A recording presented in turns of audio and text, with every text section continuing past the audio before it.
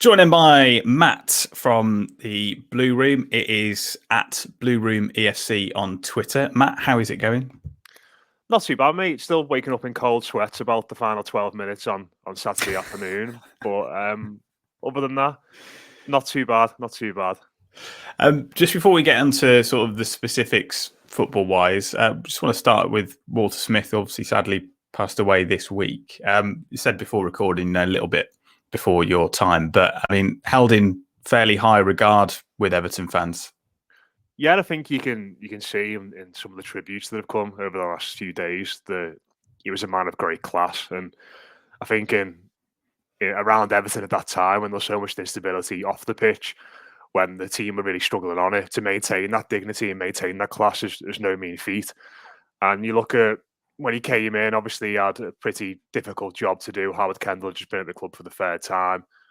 Everton nearly went down on the last day of the season, the campaign before, but managed to stay up by the skin of the teeth thanks to a draw against Coventry. And he had a pretty rotten squad to cope with. And, you know, I'm not going to sit here and be revisionist and say he played great expansive football and Everton were marvellous under him, because there was some games I remember my dad coming home from the match a lot of the time and being in disbelief at the style of football and playing six centre-backs and stuff like that.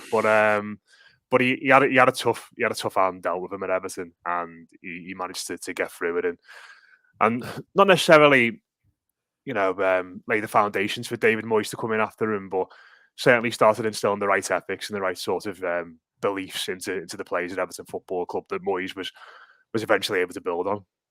Because of course Duncan Ferguson pretty much sold behind his back, a cult hero for the Toffees. But one of the players that he did bring in was Gaza, wasn't it? Yeah, it wasn't quite the same incarnation as Gaza as people might remember. He also signed David Ginola as well, who didn't do much at Goodison Park. But you know, I think the one player that was amazing we brought in was Kevin Campbell, who effectively came in for the second half of one of the campaigns and dragged Everton up single-handedly. Obviously, Campbell then scored the winning goal in Everton's last win at Anfield in front of fans, which was back in 1999. So there were some good moments in there as well. He did make some good signings, but it has been, you know, like you said, it's probably a little bit before my time, and I think it's sort of been enlightening and eye-opening for me this week to read some of the tributes about him and some of the things that people who covered Everton and knew Walter really thought of him, and certainly made me think of him in a different light. But yeah, it's certainly a tough week for the football club, but lovely to see all those nice things being said about a man of great class. I suppose it will lift the Everton fans ahead of Monday's game under the lights at Molineux. The stats don't look too good from a Wolves perspective, Matt. We were just going over them before we started recording. Wolves have won just one of the last 6 home Premier League games against Everton. That's 3 draws, 2 defeats. It was a 3-0 victory in July last year, which would have been behind closed doors. What's your feeling ahead of this one? I've got no idea. After your 5-2 against Watford. Do you know what? I'm sure you've had these results in the past, but it was the sort of game. It's the sort of game and the sort of spell of football that makes you just like throw away everything you thought you knew about. You know, what you'd accumulated and learned from this team so far this season. Because Everton have been all right up until minute 78 on Saturday, and I mean that across the course of the whole season. And they had a bit of a meltdown against Aston Villa, but they had so many players out. I thought it was ridiculous until we got to the situation we're in now with injuries, and everyone sort of went, well, yeah, you know, it happens. Villa are a decent side. We had no players. We lost against West Ham the week before, who were a really good side, definitely the best team Everton have played this season, and I think you can see how well David Moyes is doing down there. It makes your heart fill with joy. Yeah, I'm ready for the Moyes silverware Benitez bottom half finish for Everton this season. Already strapped in for that, but I think everyone was like keeping pretty level-headed about it all. You know, defeats happen, and we didn't spend any money in the summer. We got loads of players out injured. And then even at the weekend, you get 2-1 up, and you think, right, Richarlison's come on and bailed us out here. And you know, we've been about 5 out of 10, but we're playing against a pretty poor side. We're probably going to get over the line. And then, I mean, I don't know if I can swear on this or not. I've not been able to do a show. You swear as much as you like. I've not done a show this week about this game where I haven't swear, but it's just one of those where you're in the ground and you're going, "Fucking hell, what is going on here?" And like, I know that feeling. Everton were winning that football match with 12 minutes to go. And they come out of it where Josh King scored a hat-trick and they've lost 5-2 against a team that got utterly legged last week by Liverpool and looked like Josh one of King, the of course. Yeah. So, I mean, it was just the way I've never seen. I've seen a lot of things at Everton, but I've never seen a team in any football match I've ever watched melt down quite like that. It was just ridiculous. You can see the set piece at 2-2, and then all of a sudden it's like everyone's just the volumes and the intensity's gone up on them all, and they just from kick-off they all leg it after the ball. There's a great still that's been doing the rounds on Everton Twitter this week of 9 players in one of the corners after that. Salomon Rondon loses the header, and then Watford are in, and everyone's melting down. But it is a massive worry, and I think what that game and that collapse sort of rammed home is the fact that while Everton have been able to get by at times this season without Calvert-Lewin, without Richarlison, without Decore, and without Mina, it was always going to come up and catch us out at some point. And that was a big, massive slap in the face, those final 12 minutes. But, I mean, you could point a finger at any of them, and I could go in on any of them on Sunday. All those 11 lads on the pitch and the manager were just shambolic, unprofessional. And yeah, who knows what's going to happen on Monday? I've got no idea. No idea. Well, there's one stat going around. I think Wolves have won just one of the last 10 Premier League home games on a Monday night. So there's 6 losses in there. I mean, that's a little bit of a silver lining for Everton fans, isn't it? Yeah, I mean, was the one on a Monday night last year? It was late on, wasn't it? I don't know, it was midweek or not. But... Yeah. So I mean, you mentioned the fans going back into Goodison last season when we were allowed back in, and you said that the atmosphere was meant to be electric and it was all about the excitement to get back in the game. But it was just a load of Everton fans that were very, very angry that James Rodriguez had packed his bags and left. Yeah, I think a lot of people thought that would be the game they'd get to see him in the flesh. And the team was announced an hour before kickoff.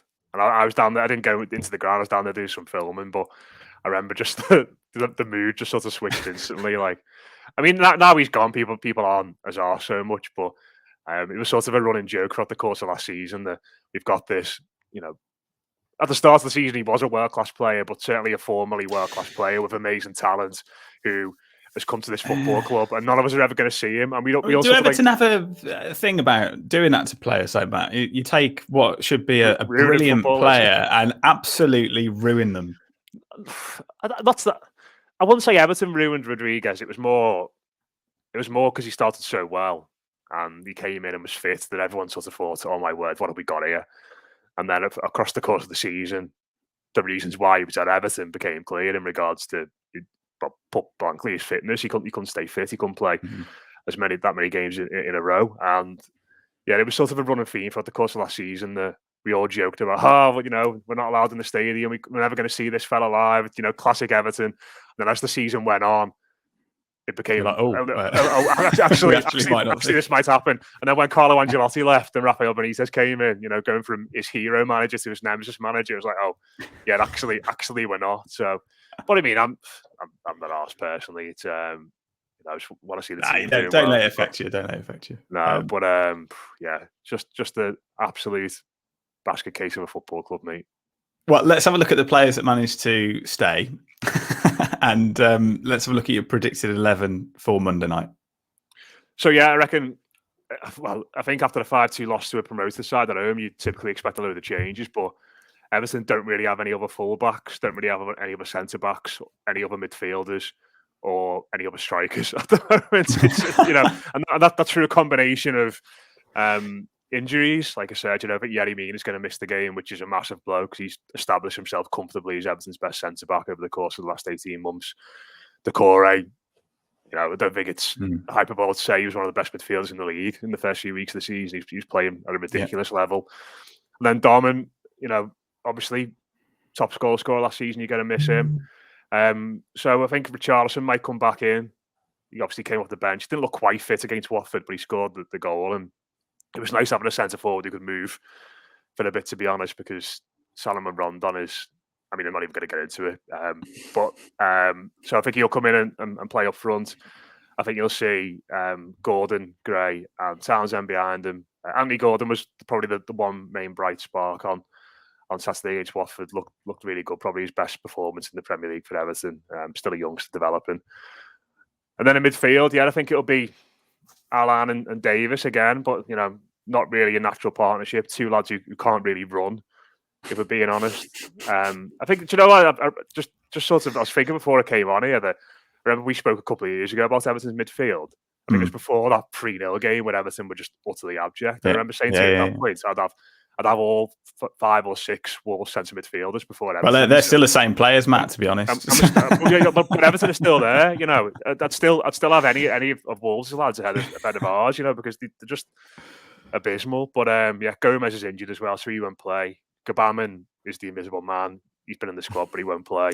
So it'll be Davis and Alan, and then your back four is going to be probably Coleman, Keane, Godfrey, and Luca Dean, who's been utterly abysmal the last few weeks as well. So the only change he might make is he maybe could bring in Mason Holgate somewhere and go to a back three. But I don't think there'll be many changes from the game against Watford at the weekend, because Everton haven't got players good enough, haven't got players fit enough, and I don't think they've got players the manager necessarily trusts either. Perfect. Well, we'll round off with a score prediction. Oh my God. We love them. We love to do them. What? I mean, I've got no idea, honestly. I'm not even potentially thought about how Everton might get on in this game. At least your weekend won't be ruined. Yeah. Richarlison tends to play well against Wolves, doesn't he? He's got quite a good record against you guys. So. Yeah, he has. I might go for 1-1. I might go for 1-1. I think Wolves will control possession. We'll have the majority of the chances, but I think Everton have got it in them to nick a goal. So I'll go for the draw. Well, perfect. I suppose we should end on a positive note. Ronald Koeman has been sacked by Barcelona, so there you go, Matt. That will see you through to the end of the week. It won't be too sad. It was absolutely mad the weekend seeing 2 former failed Everton managers in charge of the 2 teams in the biggest match in world football, wasn't it? The Classico. People come to this football club, do an absolutely terrible job and fall upwards.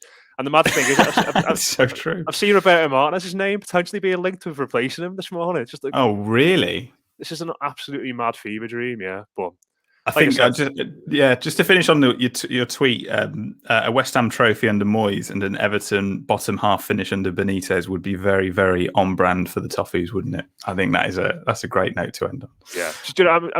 I think fans think that they are that football club that always, plays the fool and lets the player that hasn't scored for weeks scored against them. It's Everton. We are that football club, honestly. Josh King last scored at Everton, last scored a Premier League goal before the weekend when he was playing against Everton for Bournemouth. He came to Everton for 6 months. We paid his wages. Didn't get an opportunity, didn't start a game, and then his first game back at Goodison Park, banged in a hat-trick. There you go. It's the Everton story. Well, look, Matt, best of bad luck, of course, for Monday night, and we will catch up with you later on in the season.